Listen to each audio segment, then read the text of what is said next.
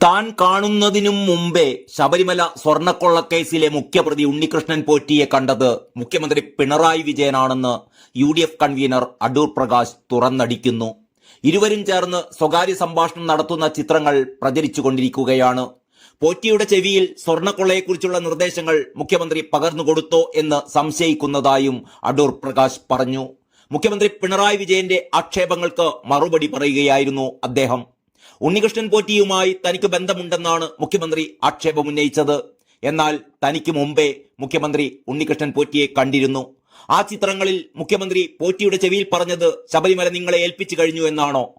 കേരളത്തിൽ ഇനിയും ക്ഷേത്രങ്ങളുണ്ട്. ആ ക്ഷേത്രങ്ങളുമായി ബന്ധപ്പെട്ട് നടത്തപ്പെടേണ്ട കൊള്ളകളെക്കുറിച്ചാണോ മുഖ്യമന്ത്രി രഹസ്യമായി പറഞ്ഞത് എന്ന് ഞങ്ങൾ ആക്ഷേപമുന്നയിക്കുകയാണ്.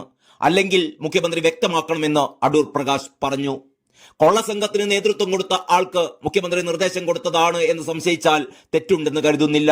കേരളത്തിന്റെ മുഖ്യമന്ത്രിക്ക് യോജിക്കാത്ത കാര്യമാണ് പിണറായി പറഞ്ഞത്. കേരളത്തിൽ ഒരുപാട് മുഖ്യമന്ത്രിമാർ ഭരിച്ചിട്ടുണ്ട്.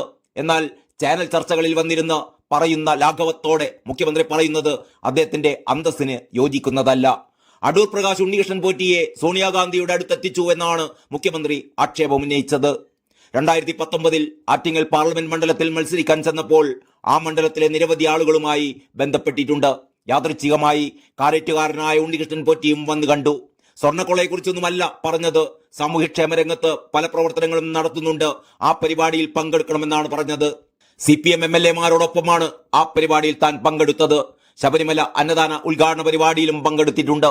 സോണിയാഗാന്ധിയെ കാണാൻ ഉണ്ണികൃഷ്ണൻ പോറ്റിക്കൊപ്പം പോയിരുന്നു എന്നത് സത്യമാണ്. എന്നാൽ കാട്ടുകള്ളനാണ് ഒപ്പമുള്ളത് എന്നറിയില്ലായിരുന്നു. അറിഞ്ഞിരുന്നെങ്കിൽ അടുപ്പിക്കില്ലായിരുന്നു എന്നും അടൂർ പ്രകാശ് പറഞ്ഞു.